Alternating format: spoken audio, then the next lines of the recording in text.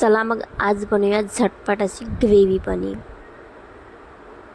त्यासाठी मी एक पाव पनीर घेतला आहे. त्याला रफली आपण कट करून घेऊया चौकोनी भागामध्ये.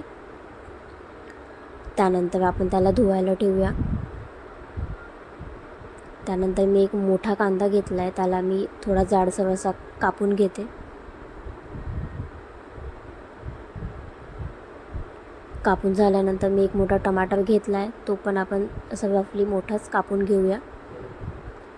एक आल्याचा तुकडा आणि काही सांबाराच्या देठ घेतले आहेत मी.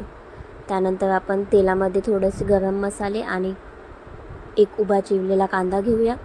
त्याला छान असं ब्राऊन परतून घेतल्यानंतर त्यात आपण आलं आणि टमाटर टाकूया आणि छान असं परतून घेऊया. छान असं भाजून झालं का तर मिक्सरला लावून घेऊया. 2 हिरव्या मिरच्या घेतल्या आहे मी.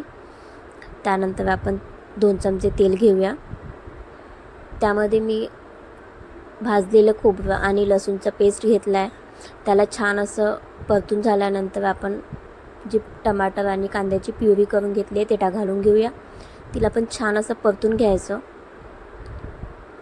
कढईने तेल सोडायला लागलं की त्यामध्ये आपण थोडेसे घरगुती मसाले टाकूया. लाल तिखट, हळद, धने पावडर, एव्हरेस्ट मसाला, घरचेच मसाले घालूया आपण.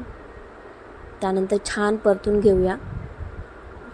छान परतून झाल्यानंतर कढईने तेल सोडल्यानंतर आपण त्यात थोडंसं पाणी घालूया आणि अजून थोडंसं शिजवून घेऊया. त्यानंतर कढईने तेल सोडायला लागलं की आपल्याला जेवढी त्याची थिकनेस हवी असेल तेवढं आपण पाणी घालूया.